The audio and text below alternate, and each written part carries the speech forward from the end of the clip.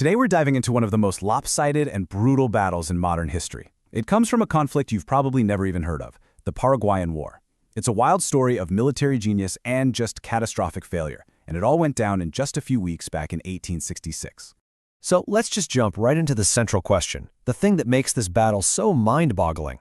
How on earth does an army of 20,000 get absolutely demolished by just 5,000?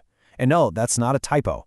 The attackers lost 9,000 men. The defenders? 54. These numbers are real, and figuring out how a slaughter on this scale was even possible is what we're here to do. You know, to really understand the disaster at Curupayty, we actually have to rewind a little bit to the battle that came right before it. See, the story doesn't begin with a catastrophe. It begins with a victory, a deceptive victory for the Allies that tragically set the stage for everything that was about to go wrong. And here you can see the incredible contrast. At the Battle of Curuzú, the Allies were smart. They found a weakness, they hit the flank, and boom, they got a hard-fought victory. But less than 3 weeks later, that success bred this fatal overconfidence, and it led them to charge straight into an absolute meat grinder. So what was the secret weapon here? Well, it was the battlefield itself. This is where it gets really brilliant. The Paraguayan commander, a guy named Marshal López, he didn't just see a place to defend. No, he saw a weapon. He and his engineers literally weaponized the landscape, turning it into a perfectly engineered trap. And they used every trick in the book, including some really old-school ones. Look at this, an abatis.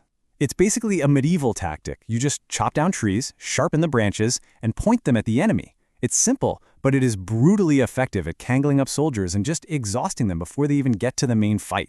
And here's the three-part system that made the trap so deadly. First, the geography. You've got these impassable marshes on both sides that act like a giant funnel.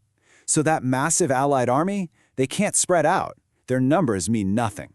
Second, there's a huge trench. We're talking 2,000 yards long, giving the defenders perfect cover. And third, the killer blow, the crossfire.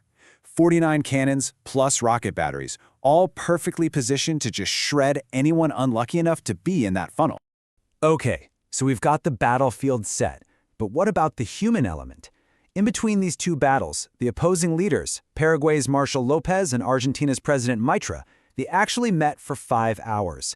It was one last shot at diplomacy, but all it did was make the coming slaughter inevitable. In the scene at this meeting, it tells you everything you need to know about these two guys. You've got Marshal López on one side, dressed up like he's Napoleon. But behind that facade, he was so paranoid, he had a whole battalion of riflemen hiding in ambush. And he was reportedly so scared he almost fainted. And then you have President Mitre, who shows up in a simple coat and an old hat, looking more like Don Quixote, with just a small escort. The contrast is just incredible. But you know, in the end, appearances didn't matter one bit. The peace talks completely failed. Mitre was stuck. The treaty demanded López be removed from power. And López? Well, he made it crystal clear. He said he would never accept those terms and would resist to the last extreme. So that was that. The war was going to continue with, in his words, the greatest vigor. To really get why the Paraguayans fought with such desperation, you have to understand the terrifying methods López used. The discipline in his army wasn't just patriotism. Oh no, it was forged in absolute terror of him. Remember that first battle, Curuzú, the one the Allies won? Well, the Paraguayan 10th Battalion was there. They got outflanked and were forced to retreat. Now, in López's mind, their crime wasn't retreating against impossible odds. Their crime was surviving. And for this crime, López brought back a brutal practice from ancient Rome, decimation. He ordered that 1 in every 10 men in that battalion be executed by their own comrades. It was a terrifying lesson for everyone else.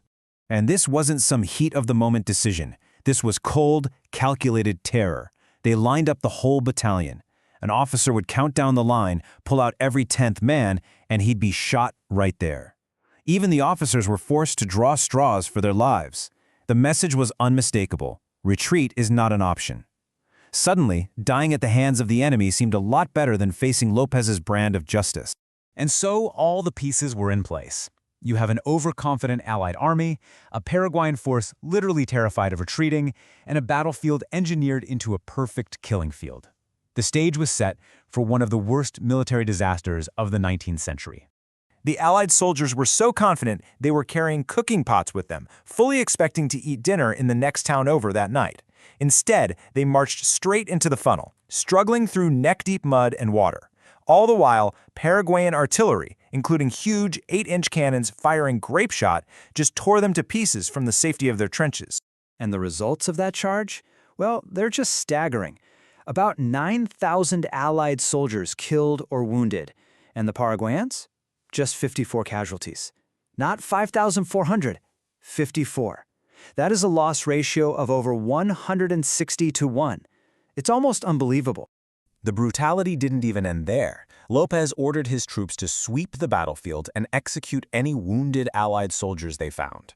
There's one chilling account of a wounded prisoner who begged the Paraguayan General Diaz for a quick death, and Diaz's reply was that his suffering was exactly what he desired. Just absolutely brutal.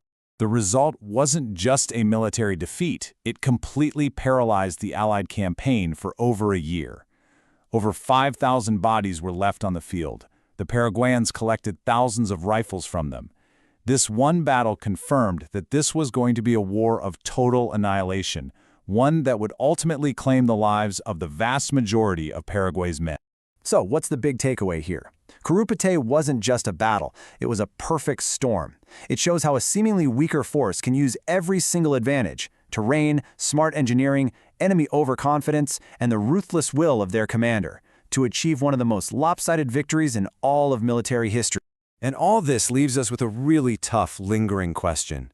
López's brutal methods, well, they produced a stunning victory that day, but they also set his nation on a path to near total self-destruction. It makes you wonder, when you're facing impossible odds, where is that line between inspiring heroic resistance and demanding a sacrifice that is simply inhuman?